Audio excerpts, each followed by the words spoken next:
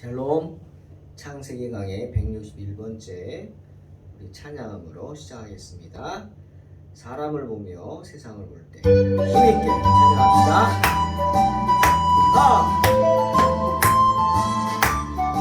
좋다. 얼쑤. 사람을 보며 세상을 볼 때 만족함이 없었네. 나의 하나님 그분을 뵐 때 나는 만족하였네. 저기 빛나는 태양을 보라. 또 저기 서 있는 산을 보라. 천지 지으신 우리 여호와 나를 사랑하시니 나의 하나님 한 분만으로 나는 만족하겠네. 한 번 더. 사람을 보며 세상은 만족함이 없었네. 나의 하나님 그분을 뵐 때 나는 만족하겠네. 동남풍아 불어라. 서북풍아 불어라. 가시밭에 백합화 예수 향기 달리니 할렐루야 아멘. 가시밭에 백합화 예수 향기 달리니 할렐루야 아멘.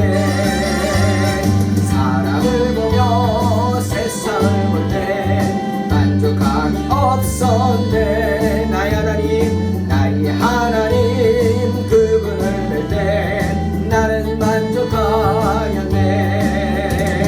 저기 빛나는 태양을 보라. 또 저기 서 있는 산을 보라. 천지 지으신 우리 여호와 나를 사랑하시니 나의 하나님 한 분만으로 나는 만족하겠네. 사람을 보며 세상을 볼 때 만족함이 없었네. 나의 하나님 그분을 뵐 때 나는 만족하였네. 동남풍아 불어라. 서북풍아 불어라. 가시밭에 백합화 예수 향기 달리니 할렐루야 아멘. 가시밭에 백합화 예수 향기 달리니 할렐루야 아멘. 할렐루야 아멘. 네. 창세기 35장 16절로 20절 말씀 봉독합니다. 그들이 베델에서 길을 떠나 에브랏에 이르기까지 얼마간 거리를 둔 곳에서 라헬이 해산하게 되어 심히 고생하여 그가 난산할 즈음에 산파가 그에게 이르되 두려워하지 말라. 지금 내가 또 등남하느니라 하매 그가 죽게 되어 그의 혼이 떠나려 할 때 아들의 이름을 베논이라 불렀으나 그의 아버지는 그를 베냐민이라 불렀더라. 라헬이 죽음에 에브랏 곧 베들레헴 길에 장사되었고 야곱이 라헬의 묘에 비를 세웠더니 지금까지 라헬의 묘비라 일컫더라. 아멘. 야곱은 연이어 두 사람의 죽음을 맞이합니다. 누군가의 죽음을 지켜본다는 것은 정말 엄청난 스트레스죠. 시편 89편 48절에서도 누가 살아서 죽음을 보지 아니하고 자기 영혼을 스올의 권세에서 건지리까 말씀하십니다.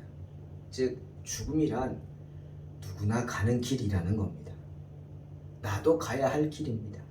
하지만 한 번도 가보지 못한 길이기 때문에 곁에서 지켜본다는 것은 참 두려운 것입니다. 특히 죽음을 맞이한 사람이 나와 가까운 사람, 가족과 같이 가까운 사람이라고 한다면 정말 엄청난 스트레스가 될 것입니다. 지금 야곱은 리브가의 유모였던 드보라의 죽음을 보았고, 그리고 자신이 가장 사랑했던 아내 라헬의 죽음을 봅니다. 우리 먼저 시간에 이야기 못했지만 이 드보라라는 여인은 야곱에겐 어머니와 같은 존재였을 것입니다. 왜? 드보라는 창세기 24장 59절에 보면 라반이 동생 리브가가 이제 이삭에게 시집 갈 때, 시집을 보낼 때 함께 보냈던 유모입니다. 즉 리브가의 유모입니다. 리브가를 키워줬던 사람이라는 것입니다. 그러니 드보라가 야곱에게는 어머니 아니면 할머니 같은 존재가 아니겠습니까? 그 드보라가 평생 리브가 옆에 있다가 리브가가 죽은 후에 야곱을 찾아온 것입니다. 거기 있으면 뭐합니까?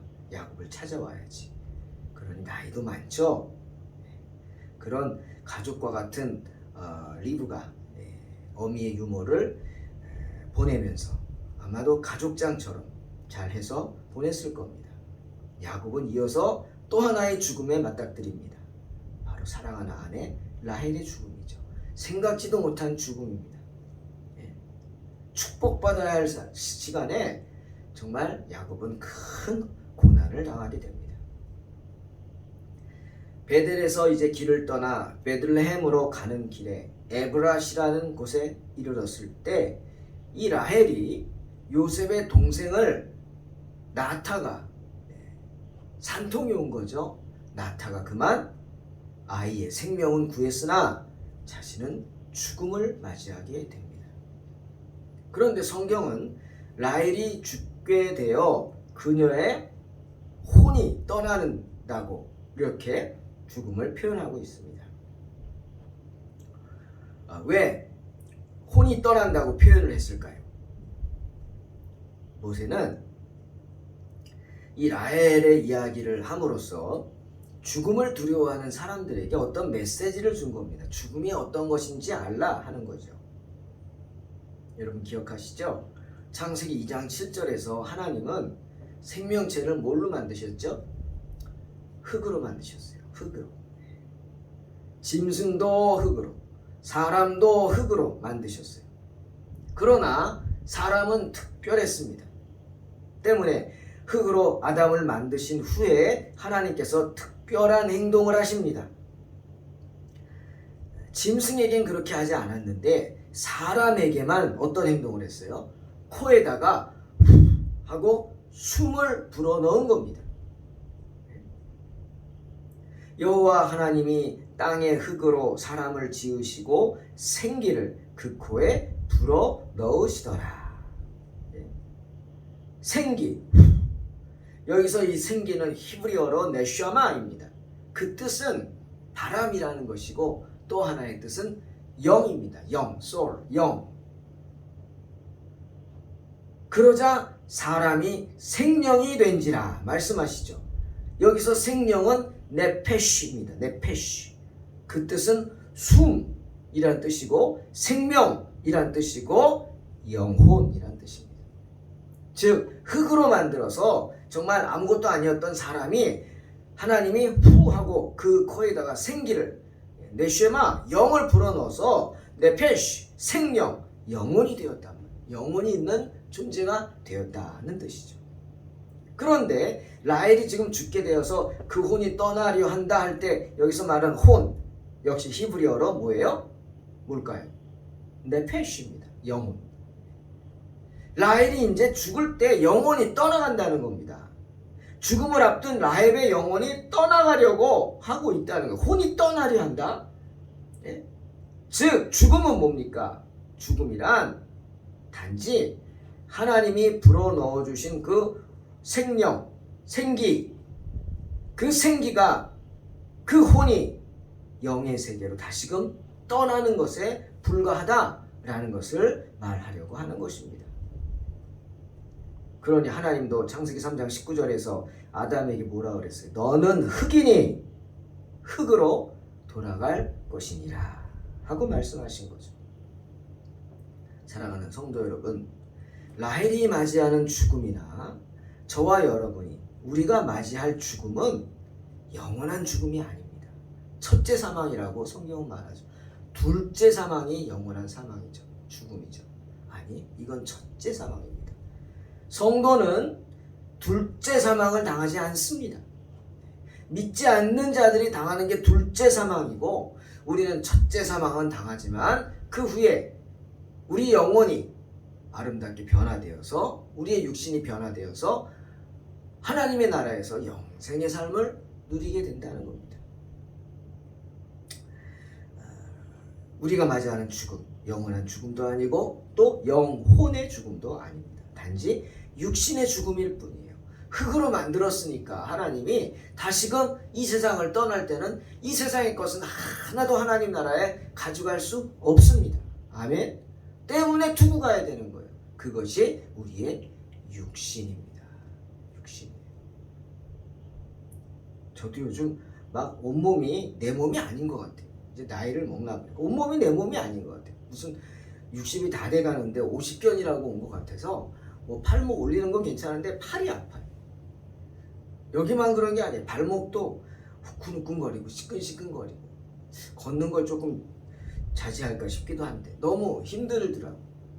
왜 그럴까 하니까 늙는구나. 육신은 피폐한 거죠. 흙으로 돌아갈 때가 되는 거죠. 점점. 그러니 어떻게 해요? 이상하게 생각하지 말고 받아들여야죠. 받아들여야 합니다. 왜? 우리 육신은 흙으로 만들었으니까 흙으로 돌아갈 뿐입니다. 하나님 나라에서는 더 아름다운 모습으로 변화될 줄로 믿습니다. 그런데 자, 오늘 라헬이 죽어가면서 참 기가 막힌 이야기를 합니다. 자기가 낳은 아들을 저주합니다. 무슨 소리냐? 아이의 이름을 뭐라 그랬어요? 그의 이름, 혼이 떠나려 할 때 아들의 이름을 베노니라고 불렀습니다. 베노니라는 것은 무슨 뜻이냐? 슬픔의 아들이라는 말, 저주받은 아들이란 뜻입니다. 아니, 자기가 낳은 아들에게 왜 이렇게 나쁜 이름을 지어줍니까? 여러분, 아이를 낳고 야, 이 이름을 사탄이라 그래. 그렇게 할 부모가 어디 있어요? 사탄이라고? 그런 거와 똑같은 겁니다. 왜? 널 낳다가 내가 죽었다는 겁니다. 이 한 부분에서 우리는 라헬이 어떤 성격의 여자였던지 알 수 있습니다. 저는 이 본문을 보면서 참 야곱이 불쌍했어요. 성격도 활달하고 외모도 아름다웠겠죠. 그래서 야곱의 마음을 빼앗았는지 모르지만 여러분, 외모가 계속되는 건 아니잖아요. 사람은 뭘 봐야죠? 물론 그렇다고 외모도 마음에 안 드는데 막 그러진 않겠지만 마음을 봐야 합니다. 가장 중요한 건 마음을 봐야죠. 마음의 중심. 이 라헬이라는 여자가 어떤 여자였는지 알잖아요. 자기가 죽는다고, 자기가 아프다고, 자기가 고통스럽다고 자기가 낳은 아들을 저주하는 어미가 세상에 어디 있습니까? 여기 있습니다. 라헬. 그렇게 이기적이고 질투심 강하고, 우리 알죠? 자기가 원하는 일은 무슨 일이 있어도 하고야만은, 빼앗으려고 하는 그런 여인이었어요. 그러니 루벤이 합한 채를 갖고 오자 언니에게 대뜸 달려가서 언니한테 가서 빼앗아 오지 않습니까? 조건으로. 조건이 뭐예요? 남편을 파는 겁니다. 하룻밤 팔아요. 참 야곱은 그런 사람이에요.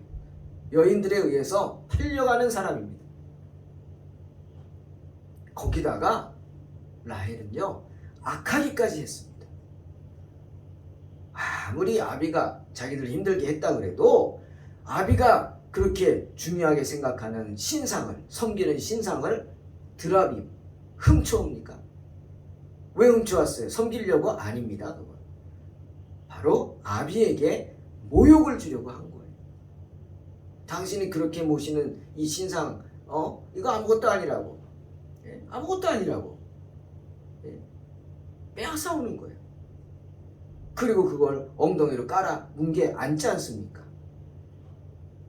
자기 아비를 모욕하고 자기 아비를 능멸하려고 한 그런 여인입니다. 라반이 좋고 나쁘건 그건 다른 문제고요. 어쨌거나 라헬은 라반의 딸입니다. 딸입니다. 어떻게 딸이 이럴 수 있습니까?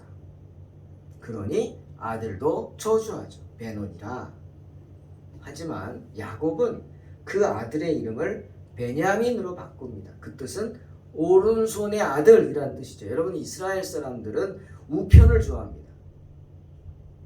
하나님 보좌 우편에 누가 계시다 그래요? 예수님 계시죠. 주님. 그 의미입니다. 그리고 두 편 강도 중에 예수님의 초대를 받은, 낙원으로 초대받은 강도가 어느 편 강도예요? 우편? 아닙니다. 어딘지 모릅니다. 한편입니다. 어느 쪽인지 몰라요. 성경 보세요. 한편이지. 그런데도 불구하고 그 사람은 우편 강도였다. 왜? 우편을 좋아합니다. 우편이 복받는 자리라고 생각한 것 같아요. 때문에 야곱도 아들 이름을 베노니가 아니라 베냐민, 오른손의 아들, 우편의 아들이라고 합니다. 12번째 아들의 이름을 베논이라고 부르면서 맨날 그냥 애 이름 부를 때마다 라헬의 슬픈 죽음을 생각하고 싶지 않을 겁니다. 어미의 저주를 생각하고 싶지 않겠죠? 그러니 베냐민이라고 불러서 어미의 얼굴도 모르는 아들이, 혹시라도 누가 그랬겠죠? 야, 너희 엄마는 너 낳다 죽었어. 여러분, 그 말을 들으면 아이가 얼마나 상처가 될까요? 나 때문에 엄마가 죽었잖아요. 혹시라도 그렇게 생각하고 낙심할까봐 아마도 야곱은, 아니, 너는 내게 소중한 아들이다. 내 오른손이다. 오른손의 아들이다.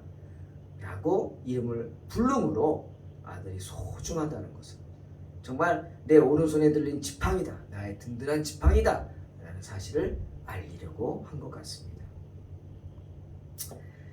야곱은 라헬을 죽은 곳 근방에다 매장했습니다. 여러분, 이 사실을 보세요. 그렇게 자기가 안방 주인 노릇하려고 애쓰고, 아마도 사람들은 그 부족의 장이 야곱이 아니라 라헬이라고 생각했을 수도 있어요. 라헬이 그렇게 설쳤으니까.